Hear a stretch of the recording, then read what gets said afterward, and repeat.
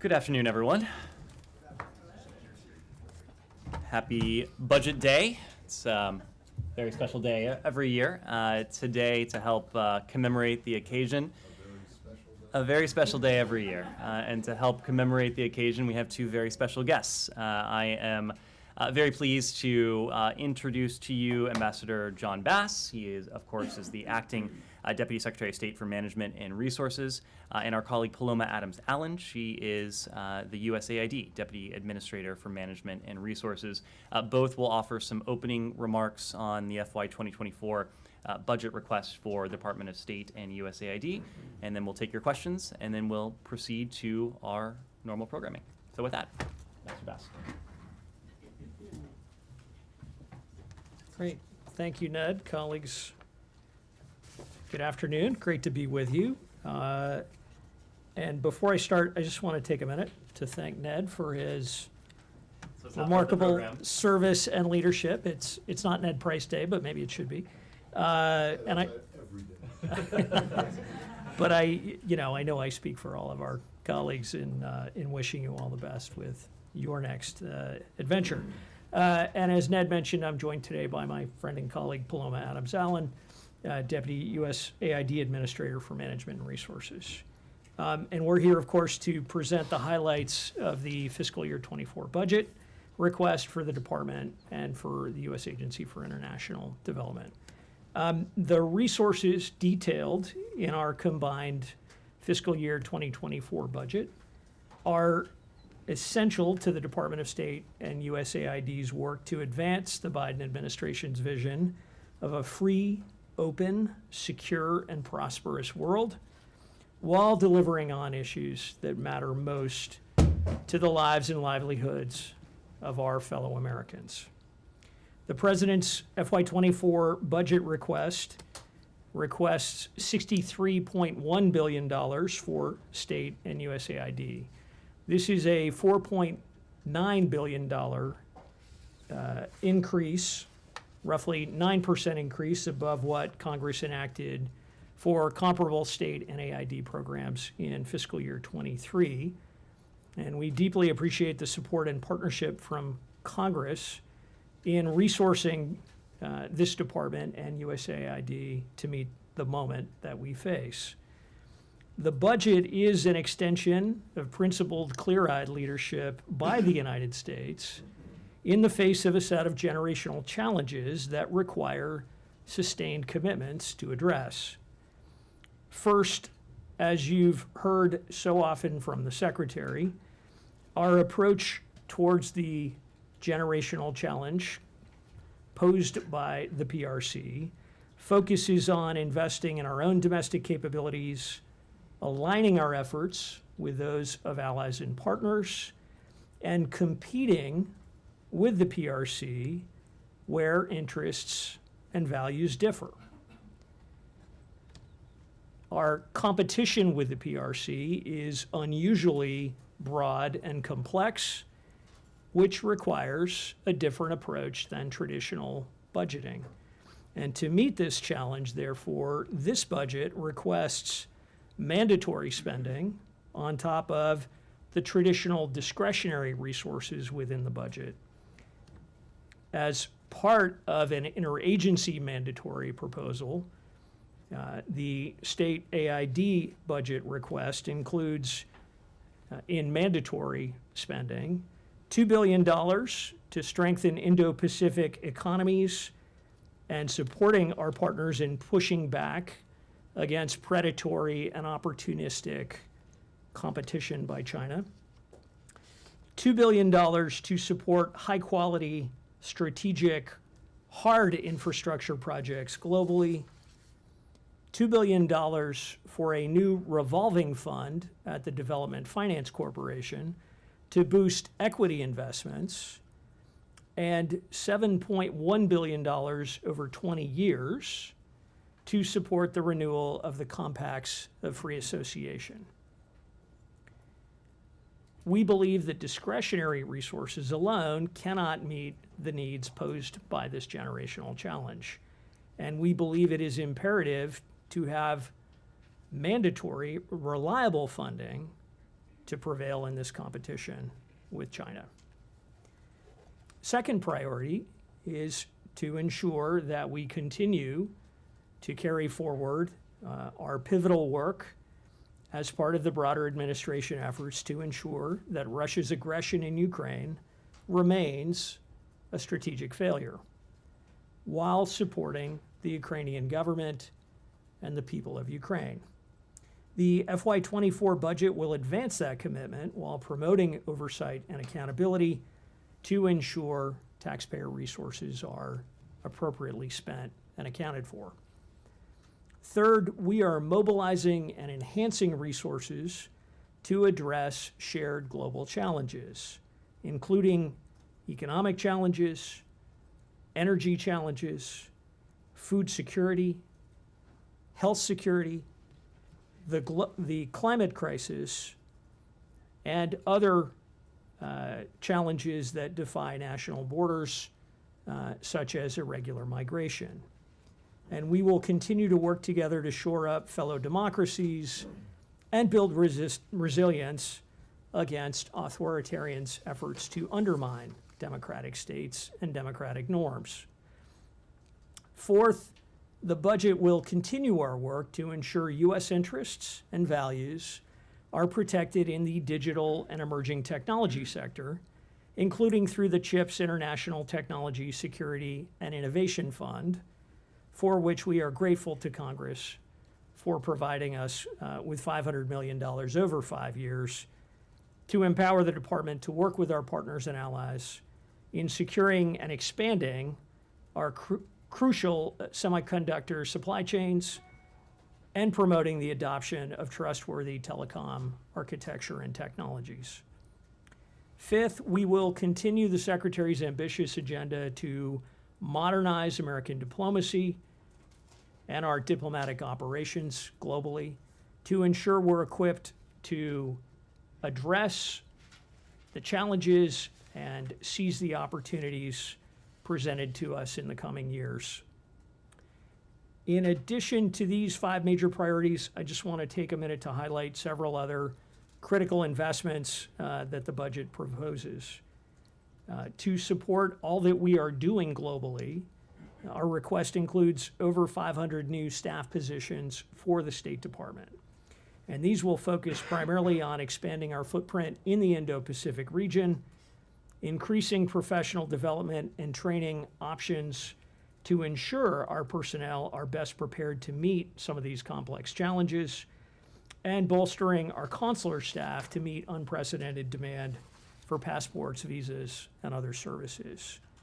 We will also continue to advance diversity, equity, inclusion, and accessibility initiatives to include our broader efforts to recruit and retain a diverse workforce that reflects the true breadth of representation and diversity across this nation. We also are requesting $6.3 billion to protect our diplomats, our embassies, and our data, which will help us to secure our global workforce from a wide array of threats to their health and safety, help us address infrastructure vulnerabilities, and ensure that we are securing sensitive data. And finally, I want to address one component that I know matters to many of our fellow citizens and to people around the world. As the department takes over responsibility from the Department of Defense for key aspects of our ongoing relocation of Afghan partners under Operation Enduring Welcome, we are requesting that Congress establish an Enduring Welcome program account to provide a consolidated, flexible funding source to meet our commitment in the months and years ahead to those who served alongside us in Afghanistan. So with that, I would like to turn the podium over to my colleague, Paloma Adams-Allen, to preview the top lines for USAID.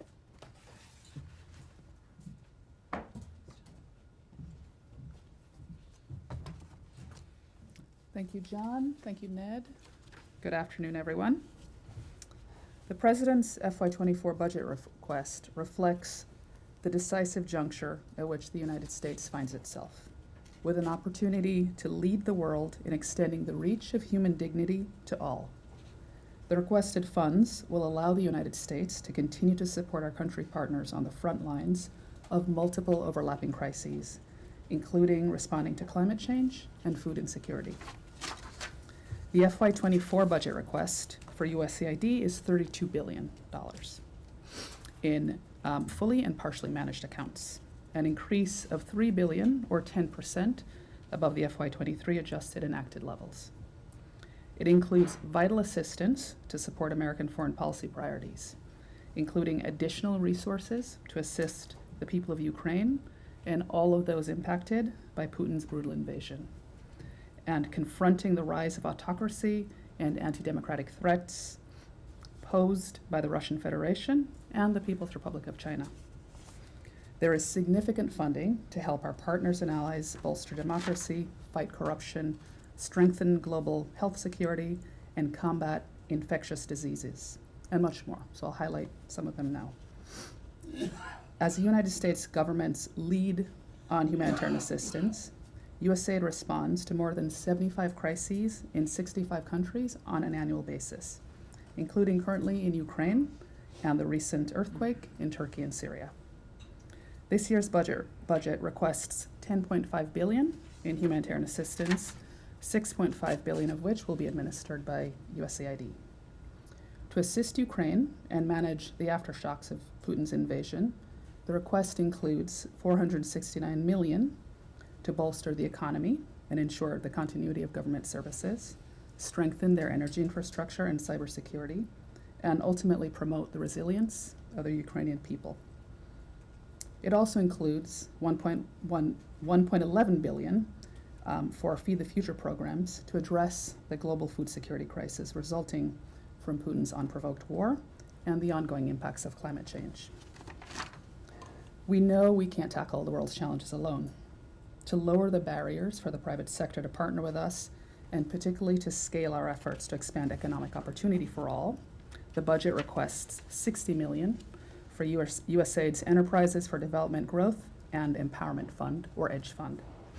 This funding is one part of our request for $2.6 billion for economic growth programs to address persistent needs in the global economic system, including double-digit inflation, slow growth, and financial systems weighed down by corruption and economic headwinds. The budget also requests funding for what we call our Bright Spots initiative, which will position us to be more nimble, we hope, and effective in supporting partner governments and local stakeholders in countries experiencing promising democratic openings. And we're committed to continuing our work to combat democratic backsliding and pervasive authoritarianism. This is why the budget requests $2.8 billion for USAID's fully or partially managed accounts to foster democratic governance, counter corruption, and deliver on our commitments under the Summit for Democracy and the Presidential Initiative for Democratic Renewal. To support democratic strengthening and economic resilience in Central America, we're requesting more than $1 billion across the U.S. government, including $739.6 million for USAID's managed accounts. This funding will help us advance the administration's root causes strategy and deliver on the President's $4 billion four-year commitment to strengthen the region as a coalition of resilient democracies that can deliver security, development, and economic opportunities for its people. To reaffirm continued U.S. global health leadership, the budget requests $4.1 billion for USAID managed accounts to combat infectious diseases, prevent child and maternal health deaths, bolster nutrition, control the HIV/AIDS epidemic, and provide dedicated funding to support and protect the global health workforce through the President's Global Health Worker Initiative. This includes $745 million for USAID to prepare for, prevent, detect, and respond to future infectious disease threats. The global challenges I've outlined here continue to disproportionately impact women and girls, especially in crisis and conflict settings, including limiting their access to educational, economic, and leadership opportunities. The budget will support implementation of the National Strategy for Gender Equity and Equality through a historic request of $3.1 billion for state and USAID to uplift the role of women and girls in all of their diversity. Specifically, the request includes $200 million for the Gender Equity and Equality Action Fund to advance women's economic security. In addition to providing USAID with critical programmatic resources, the budget recognizes that in order to continue to advance critical foreign policy priorities and ensure accountability of U.S. taxpayer dollars, the agency must be fit for purpose. In light of this, we're requesting $2.3 billion for USAID to build a responsive and resilient workforce and strengthen its operations globally. These funds will position us to increase the size and diversity of the permanent career workforce by 230 positions, provide flexibility to hire non-career direct hire staff for our crisis response, and address shortages in key technical and operational functions. In sum, the FY24 budget request demonstrates American values and identifies priorities that will strengthen our national security through investments in development and humanitarian assistance. Thank you for your interest and happy to take questions. Excellent. Thank you both. Take questions, Matt? Yeah. So I guess, Deputy Secretary, this is for you. And I realize this is kind of a drop in the bucket of a $63 billion budget request, but I'm curious about the $150 million you're asking for UNESCO. Because although there had been talk about rejoining, it had never been official. This seems to me, maybe I'm wrong, but this is the first time that you guys have sought money to pay these arrears. And I'm just wondering, how serious are you about this? Because apart from the broader question of how, what a lot of people think is that the entire federal budget is DOA on the Hill anyway, but how serious is the State Department about wanting to rejoin UNESCO, and how will you overcome the legal challenges, the legal hurdle to do it? Well, thanks, Matt. I'd say a couple of things. First of all, we appreciate the waiver authority we received in the omnibus for this fiscal year that gives us a path to begin the process of rejoining UNESCO, should we elect to do so as an administration. We're currently considering carefully those options. I would also say if we do rejoin, if we do choose to rejoin, it will help address a critical gap in our global leadership toolkit and capacity. And it will also help us address a key opportunity cost that our absence is creating in our global competition with China. I think a lot of the focus on UNESCO overlooks the extent to which that entity is an essential element of setting and shaping standards for, among other things, STEM education around the world. So if we're really serious about the digital age competition with China, from my perspective, in a clear-eyed set of interests, we can't afford to be absent any longer from one of the key fora in which standards around education for science and technology are set. And there are a number of other examples in that space of UNESCO's mission where our absence is noticed and where it undercuts our ability to be as effective in promoting our vision of a free world. Indra. Secretary Bass, how will this, beyond enduring welcome, how will this help address the problems of repatriating more Afghan SIVs and others, and some who are caught in third countries? You could give us some detail as to what the commitment in this budget is compared to last year's. Sure. So in specific budget terms, you will not see new money in the State Department's budget. That's because we assess that the resources that we are receiving through a transfer from DOD and the ODACA account gives us enough to work with for the current fiscal year and for fiscal year 24 to sustain a robust effort to continue to relocate Afghans who wish to leave Afghanistan to the United States or other third countries. In addition to that financial piece, we have a set of positions, a set of people in the department, and at a number of locations overseas who are continuing to work full-time on this vexing challenge. I have to say, in 35 years in this business, this is one of the most complicated, challenging problems to deal with, and it is going to continue to take a really sustained focus, which Secretary Blinken, myself, and many colleagues across this department are absolutely committed to. I mean, you know this better than anyone, having been on the ground. So you're in a unique position to assess. I mean, the criticisms at the hearing yesterday were pretty direct. I mean, could we just ask how you feel the State Department is addressing this? Because a lot of us are still getting appeals from people, including some who've come here and just can't get jobs. So I'd say a couple of things. Like many, I was moved by the testimony yesterday of people across this country, representing people across this country who care deeply about Afghans and Afghanistan. And that's a reflection of the breadth and depth of a 20-year commitment, of which thousands of my colleagues here in the department were also a part. That depth and breadth of commitment for such a long time is manifested in so many different ways for individuals. And we see the reflection of that both in the continued scale of need, the outreach, the individual stories of Afghans who are still looking for support. We're not going to be able to meet that need in the moment as quickly as all of us wish we could. But that does not mean we are not going to do everything possible to do right by as many people, to keep faith with as many Afghans to whom we have an obligation as we can.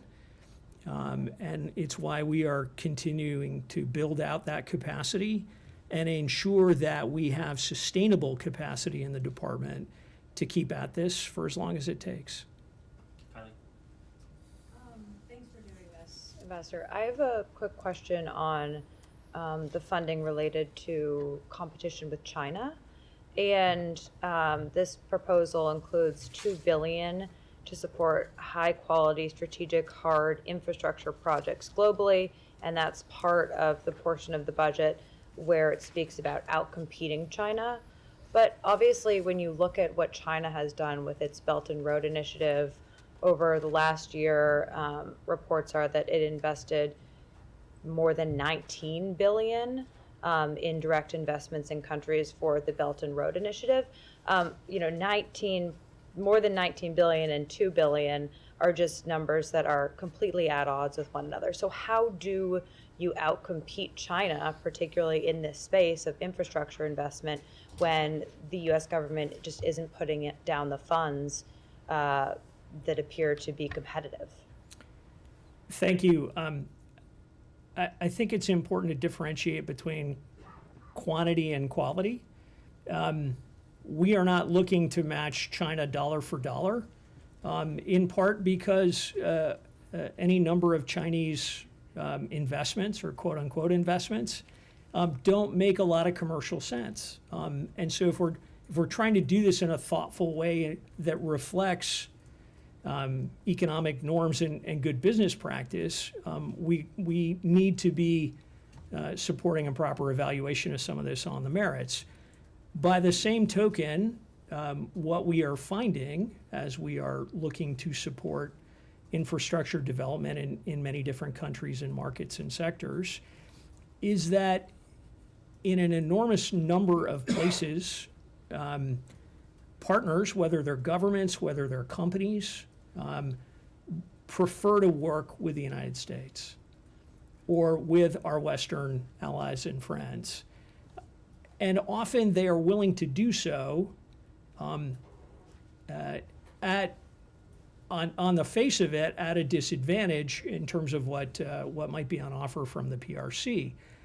So it's a matter of finding what in that particular transaction, in that particular infrastructure, is a need that they are looking for, where a contribution that's from the U.S. government or supported by the U.S. government would make the difference to them and give them the reassurance that we're going to be present, we're going to be partnering with them, and therefore tip the scales in their decision calculus, if you will, towards an investment other than one made by a Chinese state-owned enterprise. Can I amplify one point there? Where John started, I think, is a critical point, because we are never going to match the PRC dollar for dollar in state capital, in a state-run economy like the PRC's. But where we can compete, and in fact outcompete, is by harnessing the power of the American private sector, of private sectors in our closest allies and partners. That is precisely the objective of the Partnership for Global Infrastructure and Investment, the initiative that President Biden launched with his G7 partners in 2021. You talked about $19 billion that the PRC has put forward. This is an initiative that is going to bring together hundreds of billions of dollars over the next 5 or so years. So it is a whole of society effort. It is what we can put forward in our budget. It is what our private sector can put forward itself, and it's what our closest partners and allies can do, again, with their private sectors as well. Do you know how much of those hundreds of billion dollars have actually been committed up until this point? Because, you know, some of these projects are in countries where U.S. business might not be all that interested in the returns they might get. We can get you a list of current projects.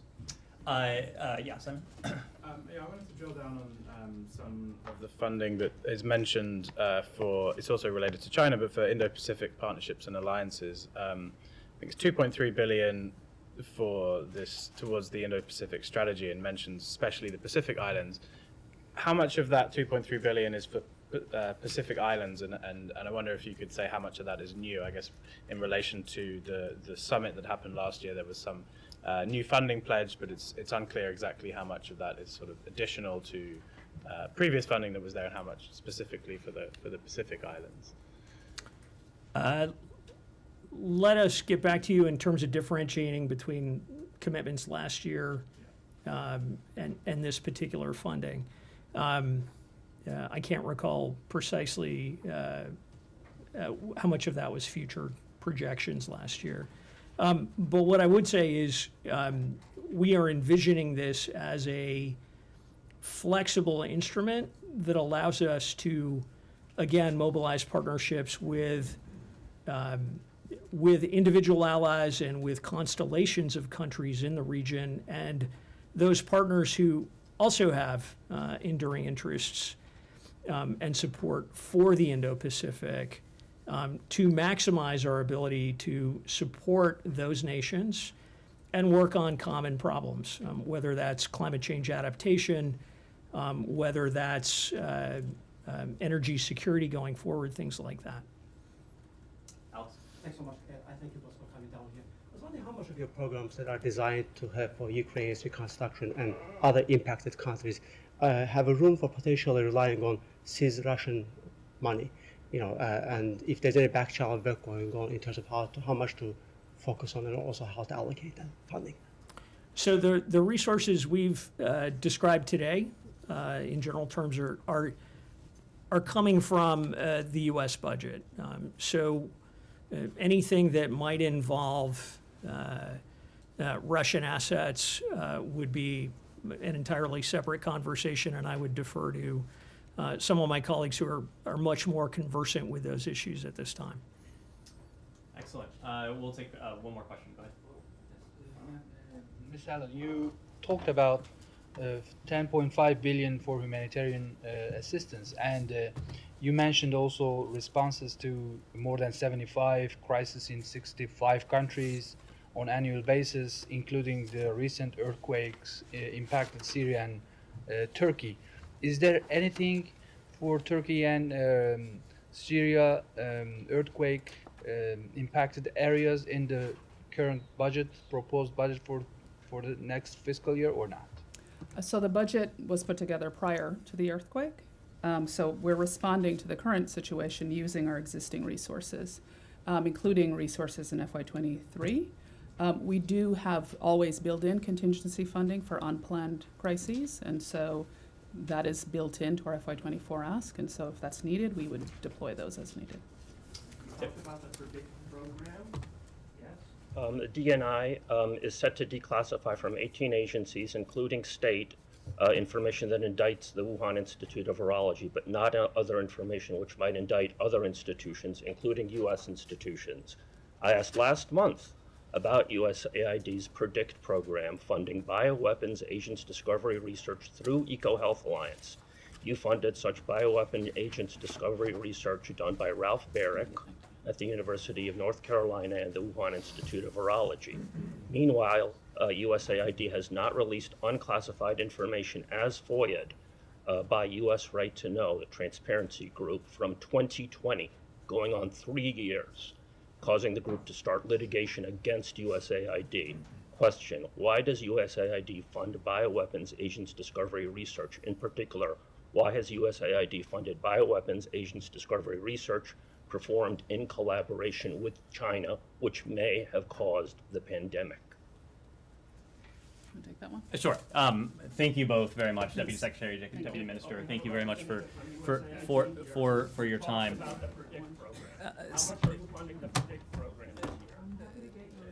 We can respond in writing on a question that specific. I'm not asking about some obscure We I'm asking about what Sam, a program thanks. that you ran, that you continue to run, that could have caused the pandemic. Can you answer?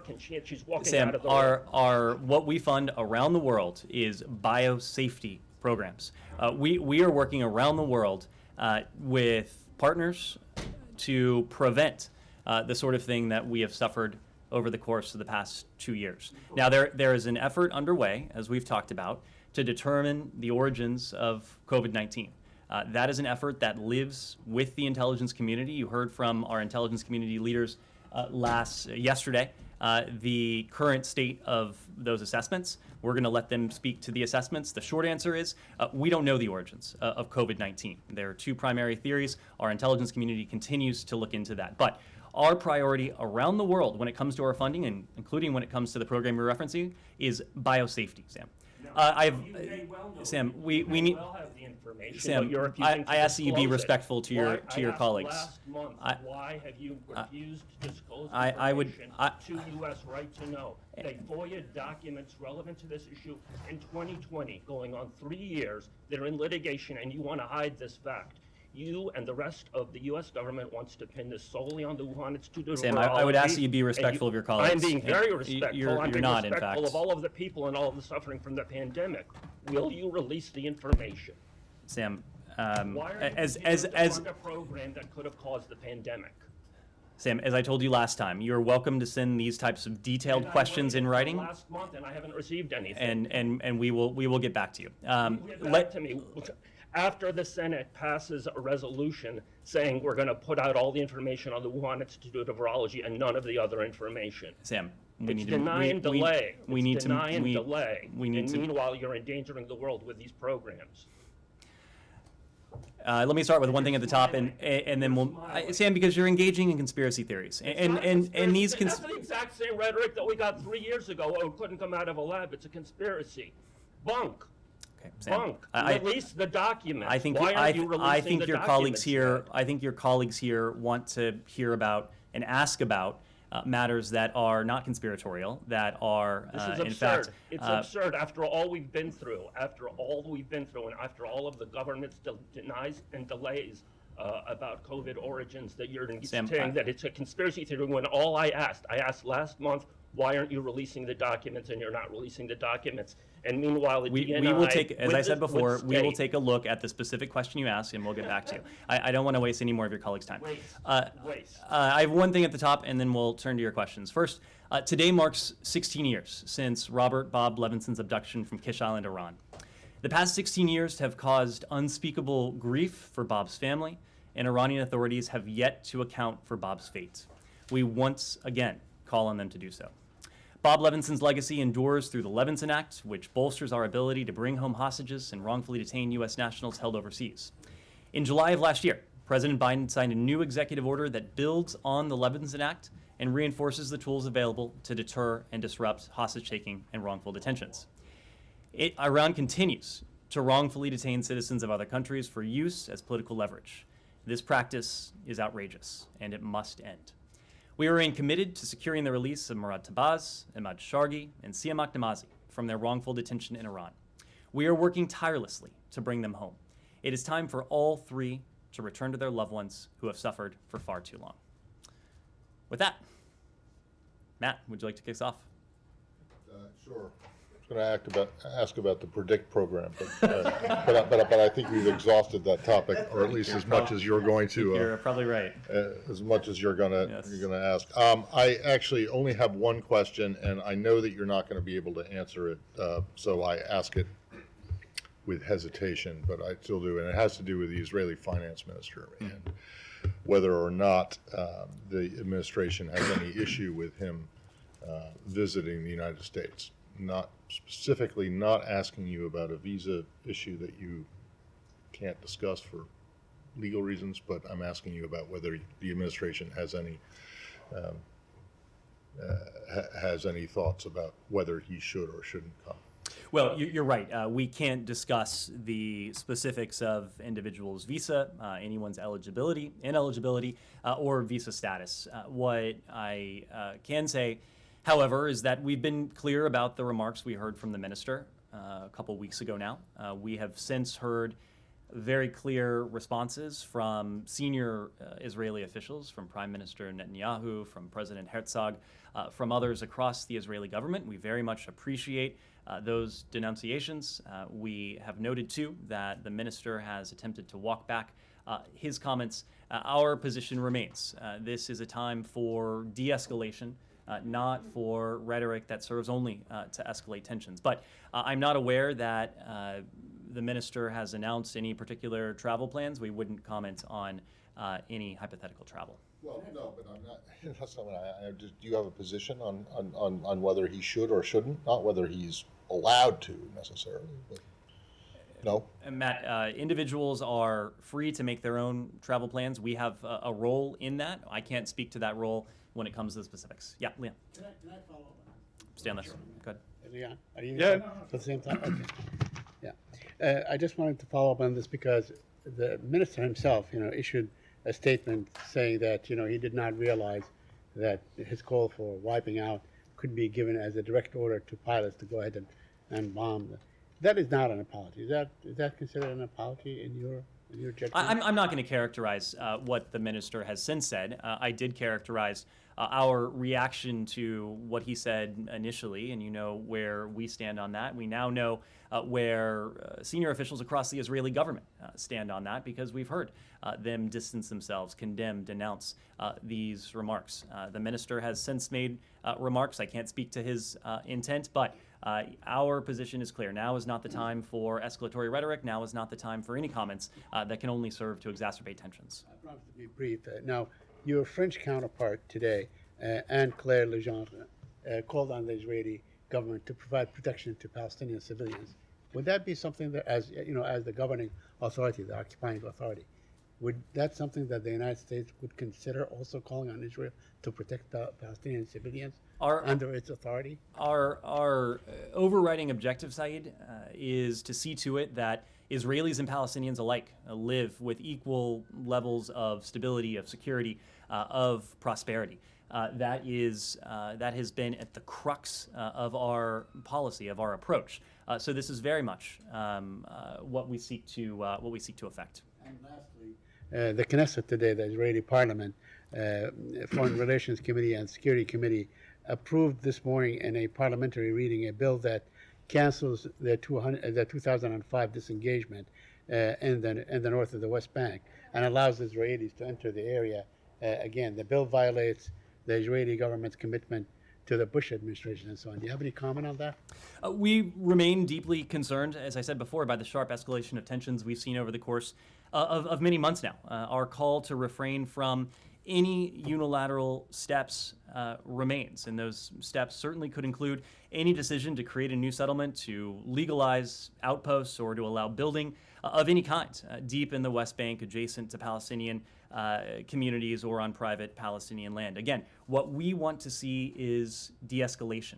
We want to see both parties take the steps that only they can take, the steps that are incumbent on them to take to see a de-escalation of tensions, and to see to it over the longer term that Israelis and Palestinians are able to work together and work together cooperatively towards what has been the approach of successive American administrations. That is a negotiated two-state solution, Israelis and Palestinians living side by side with equal measures of security, of stability, of democracy, of dignity as well. Andrea.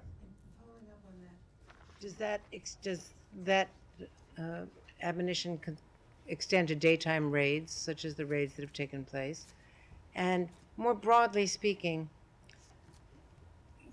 the U.S. commitment to Israelis and Palestinians having equal opportunities and eventually a two-state solution, how do you see that affected by the proposed changes in the judicial system and the independence of the Supreme Court? So a couple things on that, Andrea. First, when it comes to Israel's right to defend itself, that is a principle that Israel, of course, has. We have seen far too many demonstrations, vivid, awful demonstrations, including of late, of the need for Israel to. Oh no. Oh. I heard there was a meeting going on. I suppose I should cede the podium. What question were you addressing? He was doing great. So I don't want to interrupt the flow. I don't think you want to take this one. Oh, yeah, probably not, or anyone for that matter. Thanks for letting me crash the party. Listen, I just wanted to come by to say a couple of things today, and I don't want to take too much time to do it, but I want to say, first of all, that Ned, you have been a remarkable spokesperson. You all know this better than just about anyone. Ned was instrumental in restoring the daily briefings here at the department, something that I felt very strongly about, the president felt strongly about, but Ned has really been driving. And if nothing else, I am so glad that we have restored that dialogue between us. It really matters. You've had a chance under Ned's leadership to ask tough, albeit multi-part, multi-prong, multi-person questions, not just to him, but to me, to other senior officials in the department. By our count, during his tenure, he's conducted more than 200 briefings and traveled to more than 50 countries with me. Now, I can't say that I've watched every single briefing from start to finish. That would not be accurate. But I know that we're all going to miss some of the more memorable moments. Like the time that Ned sparred with Matt Lee about the JCPOA, or the time he sparred with Matt Lee about the JCPOA, or more recently, the time that he sparred with Matt Lee about the JCPOA. And I have to tell you, this is true. This is not hyperbole. The number of times I've got asked on foreign travel, do you know Ned Price? Is Ned Price here? If I had $1 for each time, I'd be doing very, very well. And yes, I do in fact know Ned Price. And I am so much the better for it. Over the course of my time as secretary, I have constantly benefited from his counsel, from his deep understanding of our foreign policy, and from the integrity that he brings to this job. I could not have asked for a better traveling companion, a better advisor, a better friend over these last 2 years. The really good news from my perspective, though, is that after a little bit of well-earned time off to rest and refit, Ned is going to be prepared to reattack and bring his wisdom again to the department and to me, so more about that later. And I'm also very grateful to Vedant Patel for picking up the baton now so that we continue to provide the customer service for which we are increasingly renowned. So Ned, my friend, thank you. Thank you for your incredibly hard work, for your service, and thanks to all of you for letting me crash today. And then back to the show. Thank you, Thanks, sir. everyone. I will. I'm sorry. Oh, more to follow. More on that. More to follow. And I'll be happy to answer any of your questions at the Gridiron Group this weekend. If I could just say one thing with, I promise I won't make you take questions, but sir, what has really stuck with me over the past 2 years is what you said in your first staff meeting, and I think it was the first thing out of your mouth. I think it was January 26th of 2021, and at the senior staff, the first time we all congregated with you there, you gave us our first instruction, and that is to lean forward and to always be out there making the case about America, what we're doing in the world, how we're doing it, and with whom we're doing it. And you added the corollary point that sometimes when you're operating on your toes, you're going to fall flat on your face. And I know I have made very clear that that is true. And each time where I've gotten ahead of my skis or I've fallen flat on my face, you have been nothing but gracious about it, and I've heard nothing but support from you and this team, and it's just an incredible group of people. And as I said to the secretary this morning, he makes what are very difficult jobs about as easy as they can be, because we have you as a model, and we get to work with you day in, day out in such a tremendous team. So thank you. Thank you. Appreciate it. Thanks, everyone. Thank you. Where were we? Let's go to JCPS. I think you were gently answering the question about how the Supreme Court proposals Yes. would affect the American, the U.S. goals Yes. for equity between Israelis and Palestinians. So, Andrea, this is something, speaking of Secretary Blinken, that he's had an opportunity to speak to. President Biden has spoken to this as well, as we often do. We don't speak about specific proposals. We're not going to weigh in on the merits of individual proposals, but as a democracy ourselves, as a democracy that is witnessing what is happening in democracies around the world, including in Israel, we have perspectives on the process. And the point we have consistently made in the context of Israel and other fellow democracies around the world is that the most effective way to build consensus the most effective way to ensure that proposals are embraced is to build consensus for them. And that is something that we have heard from Israelis as well. We know there's an ongoing dialogue between the prime minister, between the president. This is a conversation that the people of Israel are having, as they rightly should. But from our perspective, that process of building consensus is always going to be key to durability. In some ways, you can't have durability without consensus, but ultimately the path forward is going to have to be one for the people of Israel to decide. That said, understandably, but is the level, the extraordinary level of U.S. support for Israel in all regards, isn't that intricately related to there being a democracy? Well, of course it is. Of course it is, Andrea. And that is why we have the relationship we do have with Israel. We have interests, but just as importantly in some respects, we have values. And the fact that Israel has been a thriving democracy in the Middle East since its founding in 1948 has connected our two countries, has connected our two peoples. It's precisely the reason why the U.S. president was the first to recognize Israel within 8 minutes or so of its founding in 1948. So this has always been at the crux of our relationship. It is always going to be at the crux of our relationship. There are difficult questions every democracy has to grapple with. We have been no exception to that, of course. And so as a friend to Israel, as a fellow democracy ourselves, we have offered this advice in private. We've also offered it in public as well about the imperative of achieving that consensus as proposals are being debated, even heartily debated. Yeah. So, I admire your capacity to switch immediately to the Israeli-Palestinian conflict. But my question arguably will be a bit simpler. So the secretary evidently spoke to his French counterpart today. There was a readout. Could you expand on that readout, on that conversation? Specifically, there was a mention of the Indo-Pacific. and therefore looking forward to Monday's summit, the AUKUS group. I wonder what the Secretary told his counterpart, any reassurances, and particularly on the issue of non-proliferation, which will be key, obviously, in these submarines.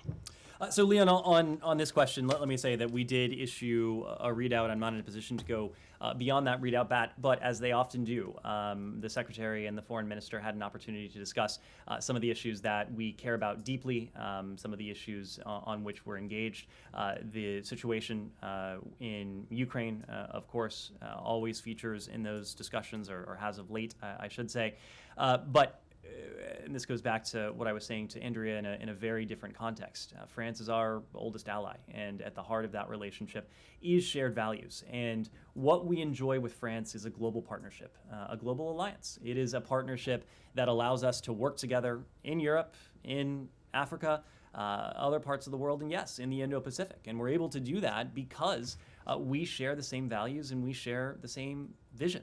When it comes to the Indo-Pacific, we very much share the same vision of a free and open Indo-Pacific. These values of freedom and openness, they are critical to what we're trying to support in that region, just as they are critical to what we're trying to preserve when it comes to Russia's brutal aggression against Ukraine. I'm not in a position to go beyond that. You asked about non-proliferation standards when it comes to AUKUS. As you know, when the AUKUS agreement was announced in September of 2021, we said at the time there would be this 18-month consultation period to provide a conventionally armed nuclear-powered submarine, and I emphasize conventionally armed. These submarines are nuclear-powered, but they are conventionally armed, to deliver that capability to Australia at the earliest possible date, and critically, in a way that meets the highest possible non-proliferation standards. We are committed to that. We're committed, as we know our Australian partners are, our British partners are, and we've been closely engaged not only with them, but also with the IAEA on this question as well. Jenny. I have a couple of questions. North Korea fired multiple ballistic missiles into the west coast yesterday. How would you comment on that? Janie, I think you saw from our colleagues at Indo-Pacific Command that we condemn the most recent ballistic missile launch. This launch, like previous launches, is in violation of multiple United Nations Security Council resolutions. It poses a threat to the DPRK's neighbors in the international community. And we remain committed to a diplomatic approach to the DPRK. And we call on the DPRK to take us up on the offer that we have put forward consistently in multiple venues and in multiple forms. Just as we are committed to diplomacy, we are likewise committed to the defense of our treaty allies and our security commitments to the ROK, to Japan. Those are ironclad. We've talked a lot in recent days about the bilateral relationship we have with both of those countries, the trilateral relationship that the three of us have, and that the work we're doing bilaterally and trilaterally on the challenge that the DPRK poses to the region and beyond. Okay, the Director of National Intelligence, Avril Haines, told the Senate Intelligence Committee recently that North Korea Kim Jong-un would never give up their nuclear weapons programs. Will the U.S. keep its diplomatic doors open and continue to wait for dialogue with North Korea, or will it seek for other measures? Janie, our policy approach, I think it's important to differentiate between intelligence and policy. Director Haines was speaking to our current intelligence assessment, our current analysis of the DPRK regime. Our policy is something separate, and our policy approach is predicated on what we would like to see happen, what would be in our interests. And it would be profoundly in the interests of the United States and countries around the world if we were to fulfill the objective that we set forth, and that is an objective for the complete denuclearization of the Korean Peninsula. We have made very clear that these programs pose a challenge not only to our treaty allies but to the United States. We want to achieve this and make incremental progress towards this through dialogue and diplomacy. Now, of course, the DPRK hasn't responded to that outreach. That offer remains, and we do hope that the DPRK changes its position, it ceases with the provocations, and demonstrates a willingness to engage in the genuine offer of diplomacy that we put forward. But the North Korean ambassador in Geneva, recently stated that there will be no talks for denuclearization.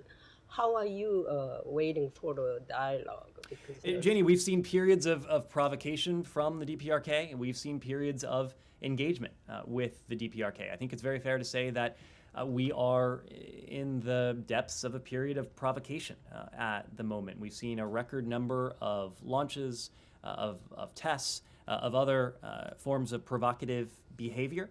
We are seeking with our partners around the world, including action in UN, action that we've taken, including action this month and actions that our partners and allies are taking, to make clear to the DPRK that the costs are going to continue to increase until and unless it changes its approach. We want to see the DPRK change its approach in the direction of dialogue and diplomacy. This is what we have put forward multiple times now. We believe that through dialogue and diplomacy, we can make the kinds of incremental, real, practical progress towards that overall objective of denuclearization of the Korean Peninsula. Goyle. Thanks, Nick. Before my two questions, just my personal views. I wish you all the best, first of all, and I hope this is for your best and better and promotion. You deserve that. Thank you. I don't want to say maybe next ambassador or so somewhere. My question is that two questions. One, Secretary was here, of course. Recently, Secretary was in India, and was he carrying any message from the President? And he had met many foreign ministers and an Indian foreign minister, and of course, as a Russian foreign minister, but also embassy staff and all that, which he always does that. So was he carrying any message from the President, and where we stand now as far as the recent visit to India is concerned? So Goyle, the Secretary did have an audience with the Prime Minister when they were in New Delhi for the G20. He had a chance to speak to the Prime Minister. I'm just not in a position to detail what was exchanged between the Secretary and the Prime Minister, but our message to India and about India is consistent. India is a global strategic partner of the United States. The engagements we've had with our Indian partners at the ministerial level, at the leader level, at all levels, has been in furtherance of deepening the already extensive ties between our two countries. These are ties that are political in nature, diplomatic, economic, security, and importantly, people-to-people ties. There is a vibrant Indian diaspora in this country. There is quite a bit of interest on the part of the American private sector in India, exchange students. There are various ways in which our two societies are intertwined. So every time we have an opportunity to meet with our Indian counterparts, it is an effort to deepen what is that already quite extensive global strategic partnership. Second question is, that was actually as far as the budget is concerned. Recently, I have been interviewing or talking to many American Pakistanis in their area. What they are telling me is that as far as budget is concerned or any US or global help to Pakistan is concerned, that goes in the pockets of the corrupt politicians or military dictators, and US especially or other countries, when they are sending money to Pakistan for the development of the people, that may be hurricane or earthquake or any other natural or internal disasters are concerned, it never reaches to the people more than 1%. And the money should go to directly to the people, not to the corrupt politicians or corrupt military dictators, because they said recently Mr. Bajwa, he may have taken billions and billions of dollars after retiring as military dictator, but now he said to the next one, now it's your turn. So, and question is that internally situation is so bad that it may happen a civil war within Pakistan because former Prime Minister Imran Khan and all those things, as you know, going on. So can you make sure that I can tell them now to these my friends, Pakistani friends, that next time any help or any money goes to from the US or international community will go to directly to the people for their development, they're supposed to be? A couple things, Goel. So first on political questions. Those are questions for the Pakistani people to decide for themselves. The United States does not take a position. We only take a position in support of Pakistan's democracy and its constitutional system. Our goal for Pakistan is a country that is peaceful, stable, and prosperous. And you reference this, but Pakistan has encountered economic headwinds of late. The Pakistani people are facing record levels of inflation. Of course, this comes on the back of the extensive flooding through parts of the country, and it has only put a spotlight on our need to continue to work together to help the Pakistani people help put themselves on a sustainable economic path and a durable path to the prosperity that we seek for the Pakistani people. There's a reform agenda that the Pakistani government is in the midst of. We encourage Pakistan to continue working with the IMF, especially on reforms that will improve Pakistan's business environment. And we know that doing so will ultimately make Pakistani businesses more attractive and competitive around the world.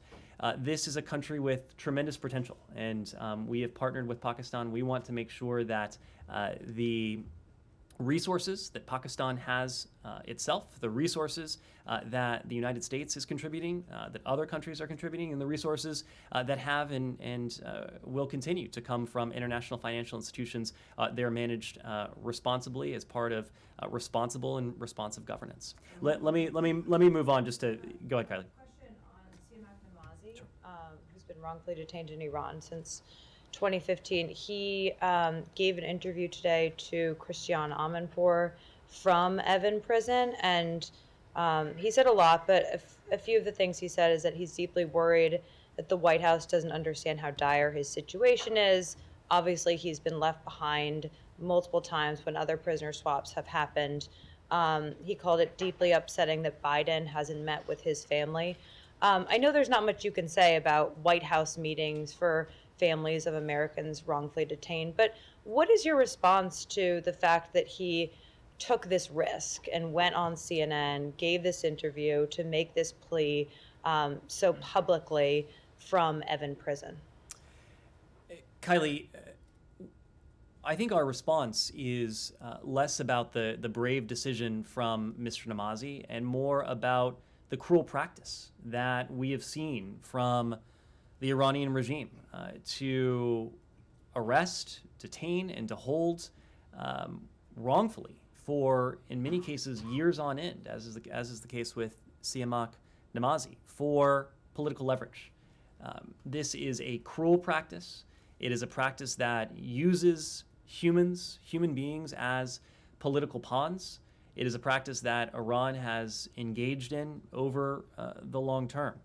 We have made very clear to the regime since the earliest days of this administration the priority we attach to seeing the prompt release of those Americans who are detained wrongfully. We are always going to stand up for the rights of our citizens who are wrongfully detained, and that, of course, includes Siamak Namazi.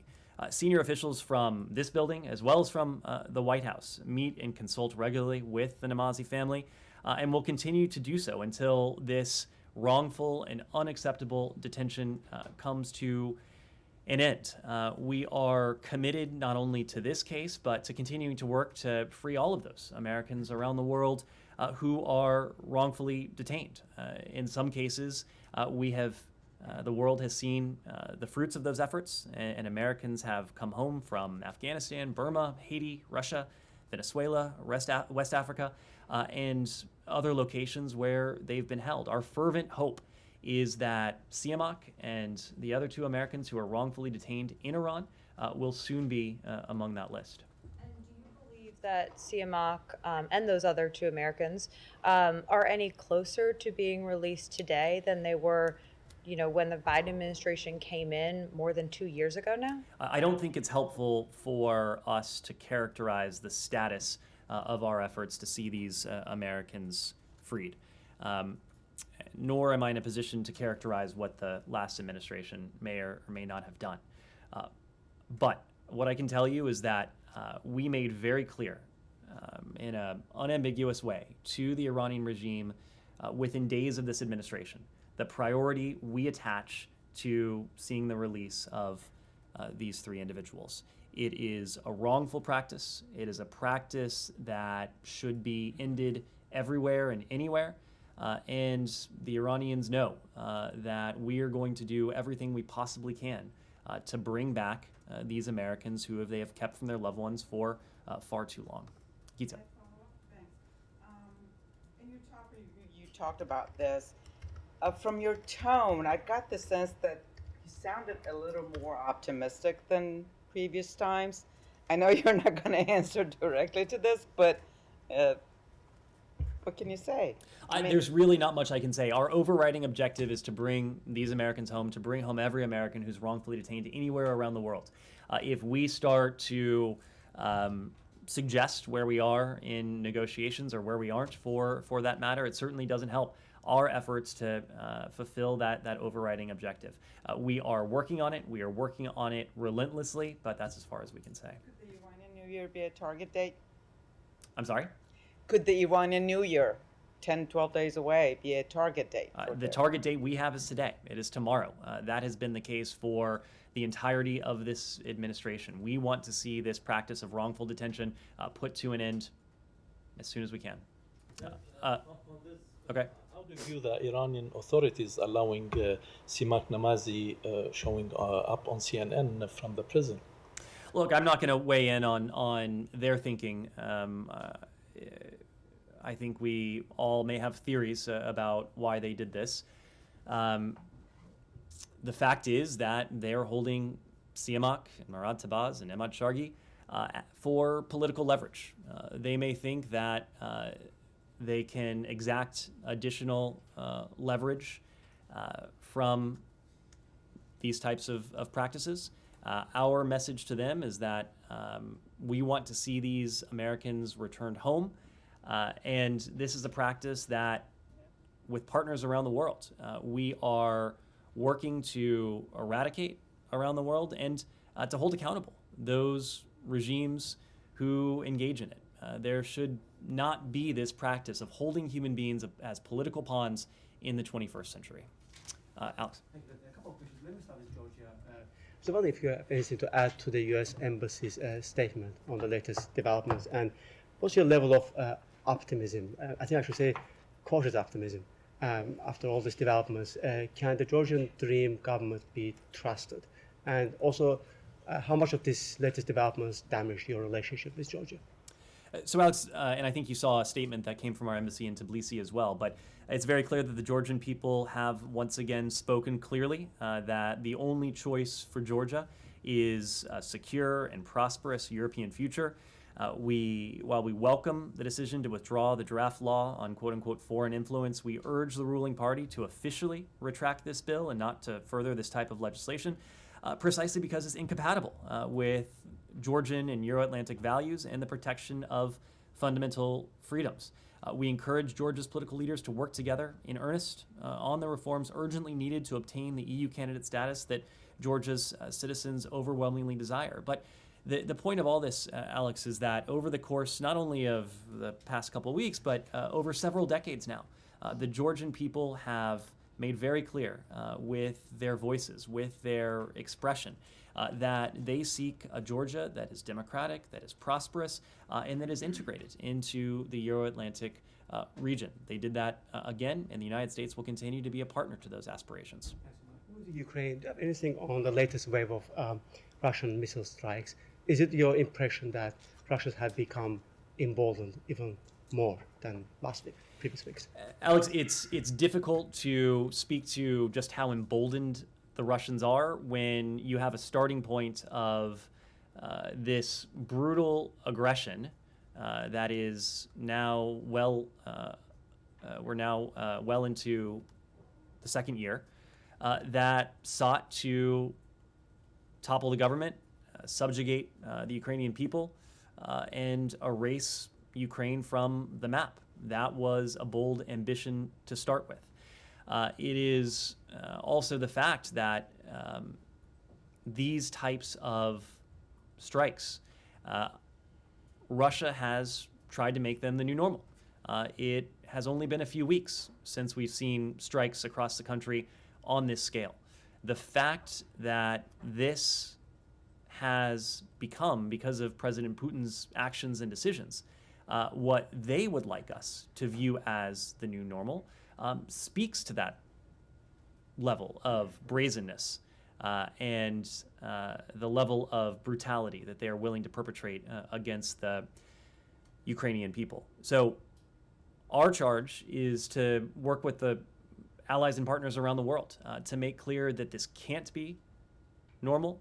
We cannot become numb to this. Russia's efforts to wipe out power generating facilities, food and agricultural storage sites and agricultural infrastructure.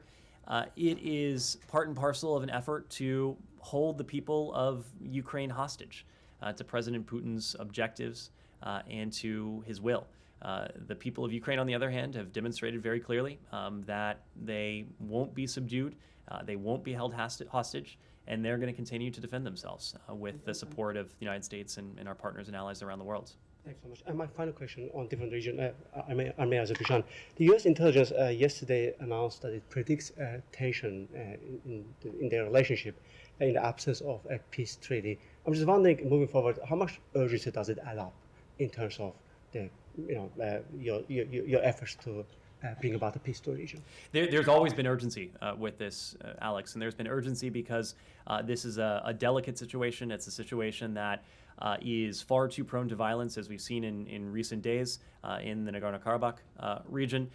And it is a long-standing conflict that the United States would like to do everything we can to support its resolution. We're going to continue to do that by working bilaterally with these countries, trilaterally with Armenia and Azerbaijan, supporting their own efforts at dialogue and diplomacy, but also through all appropriate mechanisms to help these countries themselves conduct the diplomacy and reach the agreements that we hope that they will be able to make. Yes, Johnson. It is about U.S. intelligence report released recently in which United States expressed concern about the peace and security of South Asia, mainly because of Pakistan-India tensions. Pakistan offered offered to have a peace talks with India many times, but Indian government, tried to avoid that. So when you engage with Indian authorities, what reason they say why they don't want to talk to Pakistan on the pending issues? I will speak to the message we send to both India and Pakistan. We support constructive dialogue. We support diplomacy between India and Pakistan to resolve, again, another set of long-standing disputes. We are a partner. We are willing to support that process in any way that they deem appropriate, but ultimately these are decisions that India and Pakistan themselves are going to have to make. So many analysts believe that United States has the power and authority to mediate between the two partners. Pakistan and India is, partners of yours. So why don't you just mediate? Because these are decisions for the countries themselves. If they agree on a particular role for the United States is prepared to, as a partner to both countries, support that process in any way that we responsibly can. But ultimately, it is not for the United States to determine the modalities or the way in which India and Pakistan engage one another. What we support is constructive dialogue, meaningful diplomacy between India and Pakistan in the first instance to resolve long-standing conflicts. Last question. I hope you're aware about the police bat-in charge on the women at the Women's March. I know you try to avoid commenting on the domestic issues, but this is like a brutal attack on the women during the Women March on the International Women's Day? We've seen those reports, and unfortunately, we've seen reports of violence and repression against marches on International Women's Day around the world. We condemn reports of police violence against peaceful protesters who took to the streets to defend their human rights and fundamental freedoms across the globe on International Women's Day. It is to us reprehensible that some countries on International Women's Day, a day for the international community to come together to celebrate the leadership and contributions and accomplishments of women and girls, was marred in far too many places by violence and repression against the very persons we came together to honor. Women and girls deserve the ability to exercise their freedom of expression, their right to peaceful assembly, and association without fear or retribution. We know from experience that governments that treat women and girls equally, that fail to treat women and girls equally and that don't respect their fundamental human rights are societies that are not in a position to reach their full potential. Yes? Today, the Israeli defense minister, during a press conference with Secretary Austin, said Tehran's pursuit of nuclear weapons requires Israel to be ready for any action, and important decisions lie ahead, he said. He signaled as if some military contingencies are not too far now. Does the administration share this sense of urgency with the Israeli administration regarding Iran? We share the assessment that Iran's nuclear program is an urgent challenge. We have a solemn commitment that Iran will never acquire a nuclear weapon. We are determined to make good on that commitment. We believe the most effective means by which to fulfill that commitment is through diplomacy. Only through diplomacy can we achieve a permanent and verifiable solution to the challenges that are posed by Iran's nuclear program. Diplomacy is always going to be our first resort, but if we aren't met with a willing partner on the other end, it won't be our last resort. So we're always engaged in consultations with allies and partners around the world about this challenge because it is a challenge that has implications for our friends around the world. You appear to share the sense of urgency, but you don't appear to share the same method that it should be addressed. You are saying diplomacy. Israelis are signaling or somehow implying military action. Do you think that you are on the different pages with Israeli administration? I will leave it to my Israeli counterparts to speak for their own approach. We have discussed our approach with them at the highest levels. It was a discussion between Secretary Blinken and the Prime Minister and other Israeli counterparts when we were in Israel. Earlier this year, our Israeli partners know because we are transparent with them the fact that we believe that only diplomacy can achieve a solution that is durable and that will provide a permanent resolution to the challenge of Iran's nuclear program. Yeah. I'm sorry. So Saudi Arabia, we have seen a report that Saudi Arabia is asking the United States to provide security guarantees and help to develop civilian nuclear programs as Washington tries to broker diplomatic relations between Israel and Saudi Arabia. Do you have anything on that? Can you just... I don't have anything to offer on that specific report. Of course, it's well known that we are a full and eager proponent of normalization between Israel and its Muslim majority and Arab neighbors, both near and far. We have had conversations with countries almost literally around the world on this front. And we're going to continue to support Israel's efforts, our collective efforts, to expand the set of bridges that Israel has been in position to build with its Arab and Muslim majority neighbors and also other countries. But I don't have anything to offer on that specific report. Ian? Okay. Any comment on the Saudi foreign minister visit to Moscow and the commitment to increase commerce between the two countries? I'd refer you to the Saudis for comment on the foreign minister's visit. I would just add that the visit does follow a very recent visit of this foreign minister to Kyiv, where he announced that Saudi Arabia will deliver $400 million in critical humanitarian assistance to Ukraine, including $300 million in energy products. That was the first visit of a senior Arab official to Ukraine since the war began. We've also seen our Saudi partners vote repeatedly, including as recently as February 24th, just last month, in the UN General Assembly to support Ukraine's territorial integrity and the principles of the UN Charter. Ian? Yeah, I just wanted to quickly ask on Poland. Did you have any comment about the Polish Foreign Ministry calling in the U.S. ambassador over this documentary critical of the late Pope John Paul II, aired on a local broadcaster which was owned by Warner Brothers Discovery? I don't, beyond noting that the ambassador was at the Foreign Ministry for discussions. I'm not in a position to detail those discussions. Okay. Okay.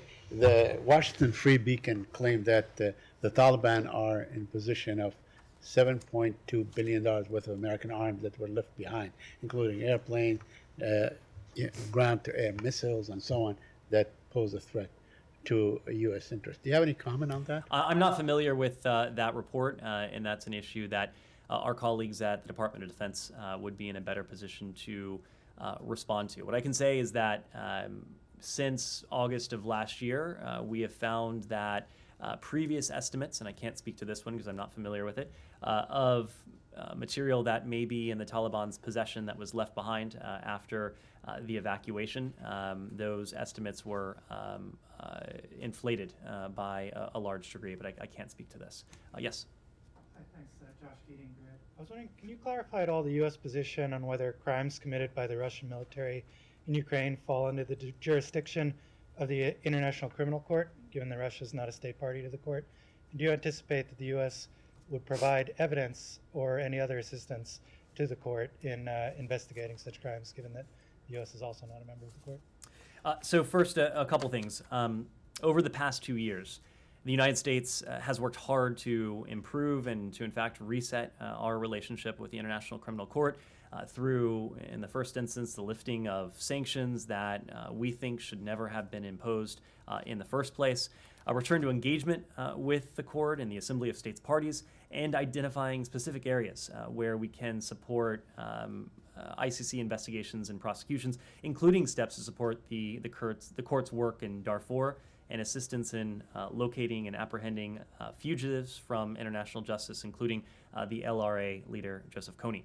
We also offer rewards for information leading to the arrest, transfer, or conviction of foreign nationals accused of committing war crimes, crimes against humanity, or genocide before the ICC.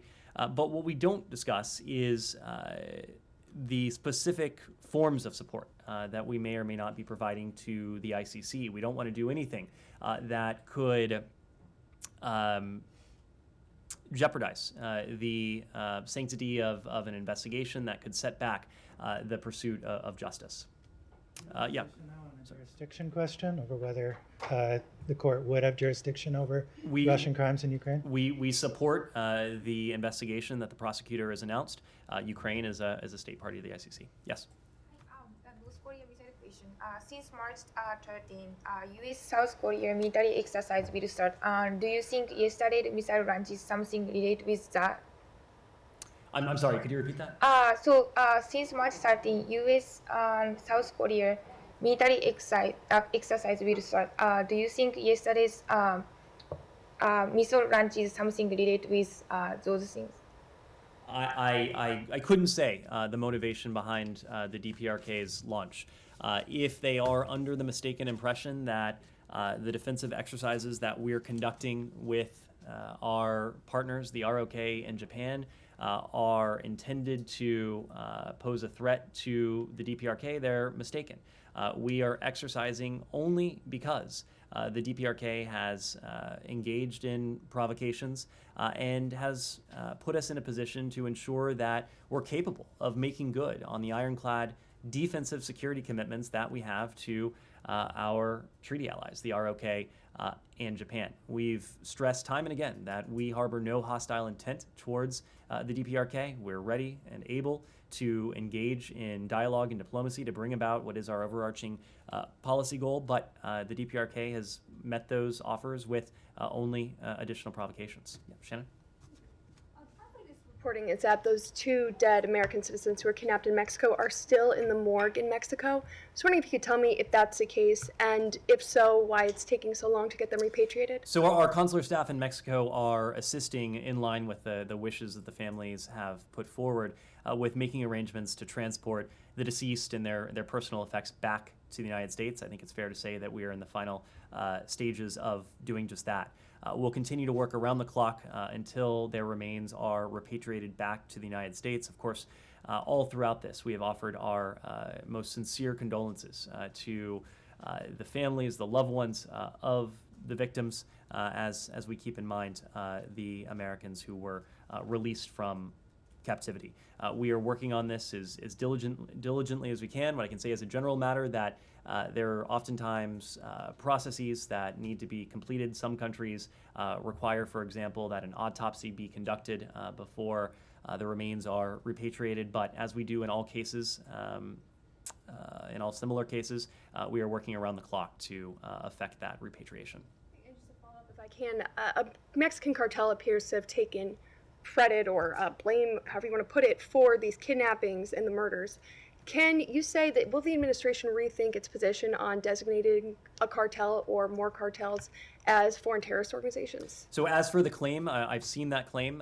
This would be a claim that our law enforcement colleagues and our Mexican counterparts would need to speak to. We're just not going to speak to the investigation or its status. We're going to use every tool that is appropriate and that's available to us to pursue these transnational criminal organizations, these drug trafficking organizations to the fullest extent. They not only breed the insecurity that is pervasive in parts of Mexico that we've spoken to in our travel advisories, but they also, of course, have an impact on Americans in the United States across the border. So it is a focus of ours. We have designated them and pursued them vigorously with the authorities that are available to us, but we're going to continue with our Mexican partners to look at all the tools that may be available to make sure that we're tackling this challenge as effectively as we can. Yeah, final question.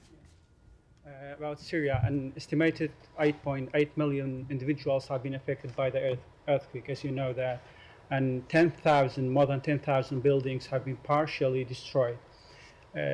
About 55,000 households as displaced, leave them as displaced either within or between assessed communities. You know, Northeast Syria is different than Turkey. Turkey has a government and they are helping those people who have been affected by the earthquake. Do you have any plan to help those people who are looking for a hand to bring them out from this dire situation? So first, when it comes to the earthquake, we are committed to our Turkish allies. We are committed to the people of Syria. Nationality, of course, means nothing when you are suffering the implications of a natural disaster like this. And our commitment of resources, our commitment of focus, that is for both the people of Turkey and the people of Syria.